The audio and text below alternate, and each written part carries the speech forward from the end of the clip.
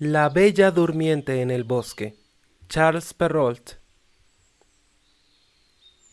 Érase una vez, mucho tiempo atrás, un rey y una reina que por no tener hijos se sentían tan afligidos que su tristeza era tan grande como el cielo y tan honda como el mar.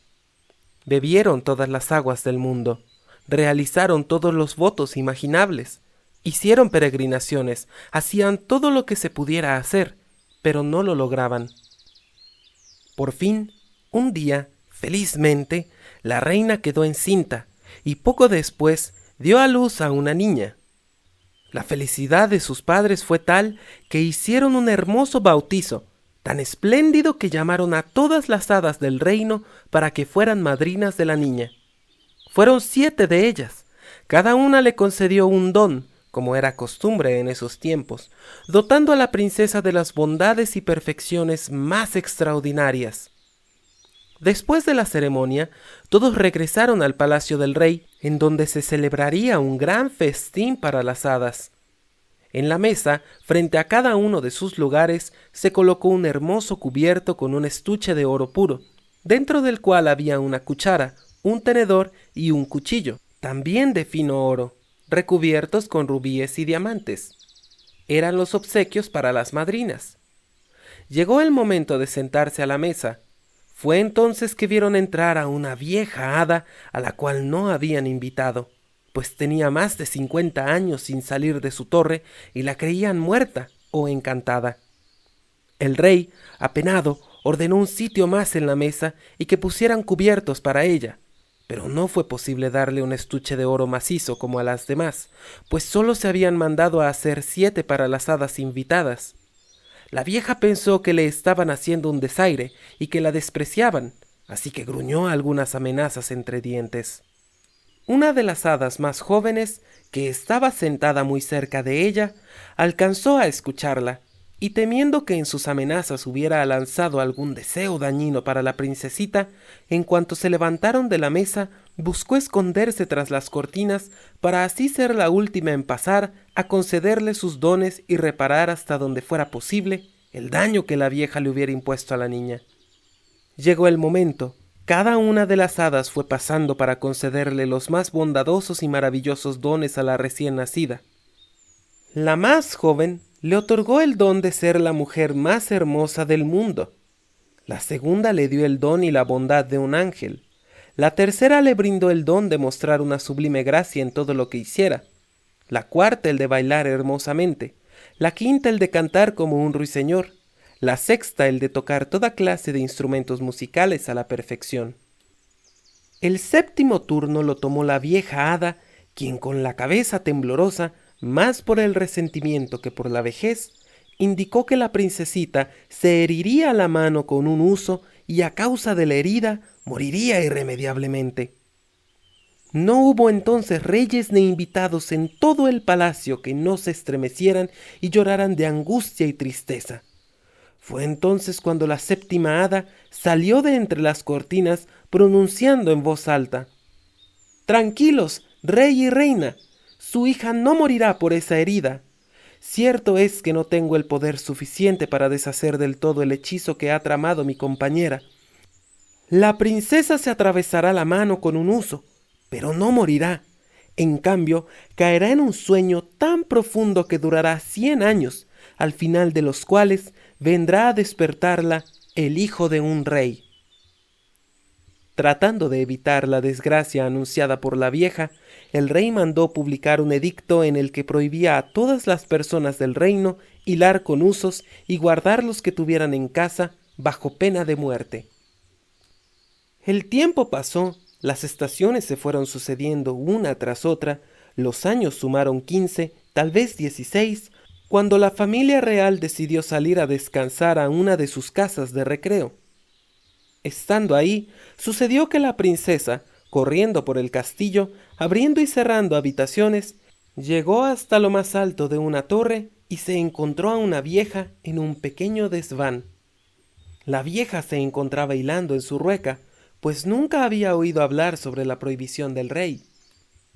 «¿Qué haces, buena mujer?», preguntó la princesa curiosa. «Estoy hilando, hermosa niña», respondió la vieja sin saber quién era la chiquilla. ¡Qué bello es!, exclamó la princesa. ¿Cómo lo haces? Déjame, quiero ver si puedo hacerlo como tú. La princesa era muy avispada, pero también algo distraída, y como el decreto de las hadas así lo indicaba, en cuanto tomó el uso se hirió la mano y cayó, perdiendo el sentido. La vieja, muy asustada, comenzó a gritar pidiendo ayuda. Llegaron de todas partes a rociarle agua en el rostro, le desabotonaron el vestido, le dieron golpecitos en las manos, le frotaron las sienes con agua de la reina de Hungría o vino con flor de romero, pero no, nada la hacía volver en sí. El rey, que había subido al escuchar el ruido, recordó la predicción de las hadas y supo que lo que había pasado era inevitable. En algún momento tenía que suceder. Dispuso entonces la mejor alcoba para la princesa, recostándola en una cama con adornos de oro y plata. La princesa yacía dormida, pero lucía tan hermosa que parecía un ángel. El desmayo no la había hecho palidecer. En cambio, su tez se mantenía en vivo color, tenía sonrosadas las mejillas y sus labios se parecían al coral. Solo estaban sus ojos cerrados, pero se podía percibir su respiración, lo que demostraba que no estaba muerta, que solo dormía. El rey ordenó que se le dejara dormir tranquila hasta que llegara su momento de despertar. La buena hada que la había salvado condenándola a dormir 100 años se encontraba en Mataquín, un reino a 12.000 leguas de distancia, cuando ocurrió el accidente, pero muy pronto fue informada gracias a un enanito que calzaba unas botas con las que a cada paso recorría 7 leguas. El hada se puso en camino inmediatamente y después de 1 hora la vieron llegar al castillo en un carro de fuego tirado por dragones. El rey le ofreció su mano para bajar de la carroza. Ella aprobó todo lo que él había dispuesto. Sin embargo, como era una hada muy previsora, pensó que, cuando la princesa despertara, se encontraría muy sorprendida y angustiada, sola en aquel castillo. Así que hizo lo siguiente.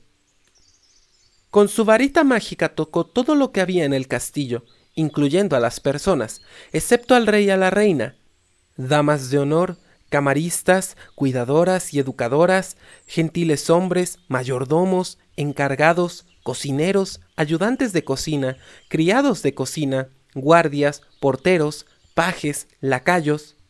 También tocó con su varita a todos los caballos de las caballerizas, a los mozos de los caballos, los enormes mastines del corral, y a la pequeña Puff, la perrita de la princesa, quien la acompañaba a su lado encima de la cama. Apenas les tocó, todos entraron en un sueño profundo del que no despertarían hasta el mismo momento que su ama, para poder servirla cuando la necesitaran. Incluso los asadores, que tenían la lumbre encendida debajo de unas perdices y faisanes, se durmieron y también se durmió el fuego. Todo esto sucedió en un instante, pues las hadas necesitan de muy poco tiempo para hacer las cosas. El rey y la reina entonces salieron del castillo después de besar a su hija sin que ella despertara. Mandaron publicar que quedaba estrictamente prohibido que alguien se acercara al castillo. Dicha prohibición no era necesaria, pues en unos cuantos minutos, alrededor del castillo y entre el bosque que lo rodeaba, creció tal cantidad de árboles, enredaderas, zarzas y espinos entrelazados unos con otros, y con tal espesura que no habría forma de que ni hombre ni animal pudiera pasar. Solo a lo lejos se lograba ver las torres más altas del castillo. Todos sabían que el hada había echado mano de todas sus virtudes para proteger a la princesa de los curiosos y de cualquier riesgo mientras durmiera. Así, el tiempo pasó, lento algunas veces, rápido otras tantas. Los años se fueron sumando, uno tras otro, hasta llegar a 100. El hijo del rey que en ese entonces reinaba y que era de una familia distinta a la de la princesa dormida, andaba un día de caza por aquellos rumbos de su reino. Quedó sorprendido al ver las altas torres por encima del espeso e impenetrable bosque. Preguntó qué eran. Cada persona le respondía según lo que hubiera escuchado por ahí. Algunos contaban que era un viejo castillo donde se aparecían espíritus. Otros que las brujas de la comarca celebraban ahí sus aquelarres. La más común era que en el castillo vivía un ogro, quien se llevaba a todos los niños que lograba atrapar para comérselos libremente, sin que pudieran seguirlo ni atraparlo, pues era el único que podía abrirse paso entre las espinas. El príncipe no sabía qué pensar con tantas distintas versiones, hasta que un viejo campesino tomó la palabra y le dijo: «Hace más de 50 años, querido príncipe, que oí decir a mi padre que en ese castillo se encontraba una princesa, la más hermosa del mundo entero, que tenía que dormir durante 100 años encerrada en él y que sólo podría ser despertada por el hijo de un rey, junto a quien estaba dictado su destino». Ante esto, el príncipe sintió que las llamas del amor y la gloria se apoderaban de su pecho, y se decidió a llevar a cabo tal aventura, tan llena de encantos y misterios. Apenas se acercó al bosque, cuando los más grandes árboles, las zarzas y los espinos se apartaron, abriéndole el paso. El príncipe se dirigió al castillo que alcanzaba a vislumbrar al final de una gran alameda. Se sorprendió al darse cuenta de que ningún acompañante había podido seguirlo, pues los árboles y arbustos volvieron a enredarse en cuanto él hubo pasado. El príncipe, joven y enamorado, siguió valientemente en su camino. Entró a un gran patio y se quedó helado. Lo que veía a su alrededor era de espanto. Todo estaba cubierto por un silencio sepulcral. Los cuerpos de humanos y de animales tendidos aquí y allá mostraban una imagen de muerte hacia donde mirara. Pudo darse cuenta, sin embargo, de que solo estaban dormidos, al observar los rostros de los porteros enrojecidos y granientos y sus tazas en las que todavía quedaban sorbos de vino, lo que indicaba que se habían quedado dormidos bebiendo. El valiente príncipe prosiguió, atravesando el gran patio de mármol. Subió entonces por la escalera y penetró en la sala de los guardias, quienes estaban formados en fila y con las escopetas al hombro, pero roncando como murciélagos. Siguió caminando, cruzando habitaciones llenas de damas y de gentiles hombres que permanecían dormidos, algunos sentados, otros de pie. Finalmente llegó a una alcoba completamente dorada, al centro de la cual se encontraba una cama con los cortinajes abiertos. Ahí pudo ser testigo del más maravilloso espectáculo que sus ojos podrían haber presenciado alguna vez. Una princesa que parecía tener 15 o 16 años, cuya luminosa belleza resplandecía con un aire de divinidad. El príncipe se acercó tembloroso y maravillado, se arrodilló a su lado. El fin del encantamiento había llegado ya. La princesa despertó. Mirándolo con infinita ternura, le dijo: «Príncipe mío, ¿eres tú? ¿Cuánto tiempo te he esperado?».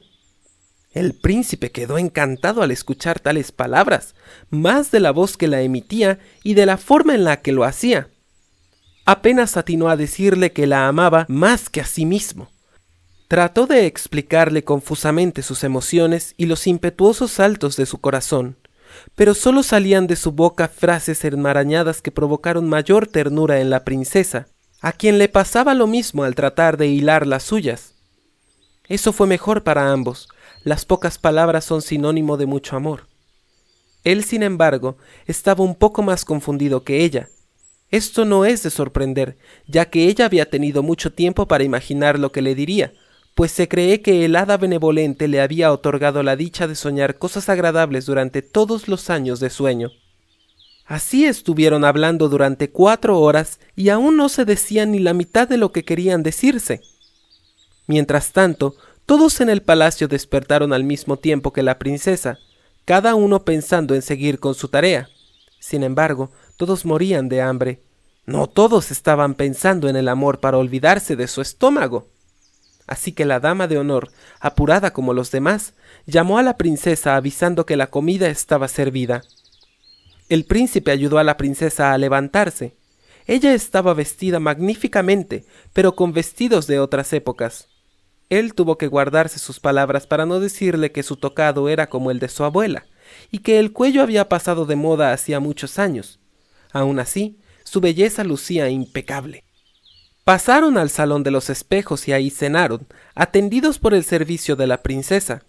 sonaron algunas piezas magníficas entre oboes y violines que ya nadie tocaba desde hacía más de 100 años, pero que no dejaban de ser hermosas. Sin perder tiempo, después de cenar, el capellán del castillo los casó en la capilla.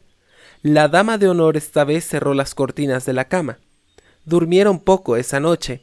La princesa realmente no lo necesitaba, y el príncipe tuvo que volver muy temprano a la ciudad, ya que su padre estaría preocupado por él. Al llegar con su padre, el príncipe le contó que se había perdido en el bosque y que había dormido en la choza de un carbonero, quien le había dado queso y pan negro para alimentarlo. El rey era muy bonachón y le creyó todo, pero no su madre, quien comenzó a observar a partir de ahí que casi todos los días se iba de casa y algunas veces pasaba 2 o 3 noches fuera, siempre dando algún pretexto para disculparse. La reina no dudó en que se tratara de algún amorío.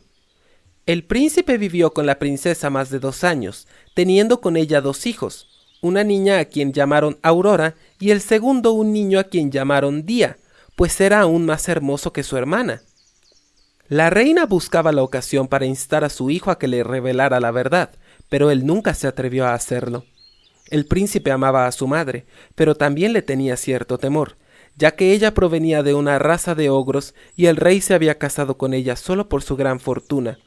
Incluso decían las malas lenguas que ella mantenía las inclinaciones de los ogros y que al ver pasar a los niños pequeños luchaba por contenerse para no devorarlos. Esa era la razón por la que el príncipe no decía nada. 2 años más tarde murió el rey, sucediéndole el príncipe en el trono. Fue entonces cuando declaró públicamente su matrimonio y fue a buscar a la reina, su esposa, entre fiestas y ceremonias a su castillo. Al llegar a la ciudad, que era la capital del reino, le dieron un espléndido recibimiento mientras ella entraba rodeada de sus 2 hijos. Todo se mantuvo en paz, tranquilidad y amor durante algún tiempo, hasta que el rey tuvo que ir a la guerra contra el emperador Cantalabute, su vecino de reino. Dejó la regencia en manos de la reina madre, encargándole mucho a su mujer y a sus hijos, ya que estaría ocupado durante todo el verano. En cuanto el príncipe partió, la reina madre envió a su nuera y a sus nietos a una casa de campo en el bosque, para satisfacer sus horribles deseos en plena libertad. Después de unos días, llegó a la casa de campo y cierta noche le dijo a su mayordomo: «Para la comida de mañana, quiero comerme a la pequeña Aurora». «Oh, pero señora», exclamó el mayordomo. «¡La quiero!», dijo severamente la reina. Lo hizo con un tono de ogresa con hambre de carne fresca que era imposible de ignorar. «Y quiero que la prepares con salsa Robert». El pobre mayordomo sabía que no podía burlar a una ogresa, así que tomó su enorme cuchillo y subió a la alcoba de la pequeña Aurora, quien tenía entonces 4 años. Al verlo, la niña se acercó alegre y saltando hacia su cuello, pidiendo caramelos. Él no pudo más que llorar y soltar el cuchillo. Entonces se fue al corral y degolló a un corderito, el cual preparó en una salsa tan exquisita que su reina le aseguró que nunca había comido algo tan delicioso. Antes de cocinar, tomó a la pequeña Aurora y la llevó con su mujer, a quien le pidió que la escondiera en el cuarto que tenía al fondo del corral. Una semana después, la malvada reina le dijo de nuevo al mayordomo: «Ahora quiero comerme al pequeño Día. ¡Lo quiero para la cena!». Él no exclamó una sola palabra. Estaba decidido a engañarla una vez más, así que fue a buscar al pequeño, quien tenía una espadín en la mano. Estaba practicando esgrima de un gran modo a pesar de solo tener 3 años. Lo miró con ternura y lo llevó con su mujer, quien lo ocultó junto a Aurora. Por la noche, el mayordomo sirvió a la reina un cabrito muy tierno, que encontró sumamente apetitoso. Pasaron los días y todo transcurrió sin mayores problemas, hasta una tarde en la que la perversa ogra le dijo al mayordomo: «Quiero comerme a la reina, tal y como me preparaste a sus hijos». El pobre hombre sintió morir de desesperación. Ya no sabía cómo engañarla. La joven reina tenía 20 años, sin contar los 100 que había estado dormida. Su piel, aunque blanca y suave, ya no era tierna. Su carne sería más dura que la de un cordero. ¿Dónde encontraría una res o cualquier otro animal con una carne que se asemejara a la de la joven? Para salvar su vida, tomó la decisión de degollarla, así que subió a su alcoba con la intención de acabar con el mandato de una vez. Durante el camino, trataba de encender, aunque fuera un poco de furia, pero no lo lograba. Entró a la habitación, puñal en mano, pero no quiso atacarla por sorpresa. Así que le comunicó con todo el respeto del mundo la orden que había recibido de la reina madre. «Haz lo que tengas que hacer.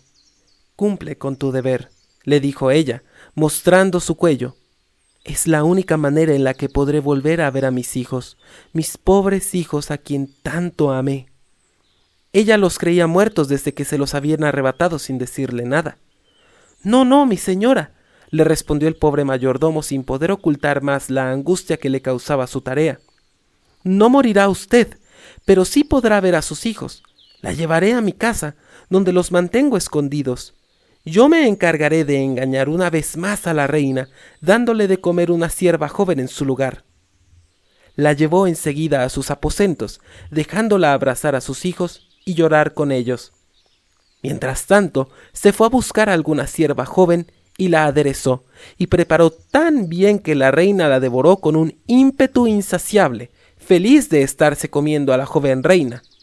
Estaba muy satisfecha de su crueldad. Pensaba decirle al rey una vez que regresara que los lobos habían atacado y se habían comido a su mujer y a sus hijos. Era costumbre de la reina madre caminar por las noches entre los jardines, patios y corrales buscando olfatear carne fresca. Una de esas noches alcanzó a escuchar al pequeño Día, quien lloraba porque su madre, la reina, quería darle unos coscorrones por haberse portado mal. También escuchó a Aurora, quien pedía perdón por su hermanito. La ogresa reconoció las voces de los niños y la voz de su madre, y furiosa por haber sido burlada, al amanecer con una voz tan espantosa que hacía temblar al más lejano del reino, ordenó colocaran un enorme barril al centro del patio y lo llenaran con víboras, culebras, serpientes y sapos, pues en esos tiempos se creía que eran venenosos, todo para echar dentro a la joven reina con sus hijos, al mayordomo, a su mujer y a su sirvienta. Pidió entonces que los trajeran con las manos atadas a las espaldas. Estando ahí, cuando los verdugos se disponían a echarlos al barril, sorpresivamente llegó el rey, a quien nadie esperaba ese día. Había venido tan pronto como pudo, pero no se esperaba tal espectáculo. Cruzó el patio a caballo y preguntó qué estaba pasando. Nadie se atrevía a hablar, así que la ogresa, enloquecida de ira, se lanzó ella misma de cabeza al tonel para ser devorada en un instante por los horribles bichos que ella misma había mandado poner. El rey estuvo muy afligido. Al fin y al cabo, la ogresa era su madre. Pero pronto encontró consuelo con su mujer y sus hijos, siendo felices en el reino por el resto de sus días. Fin.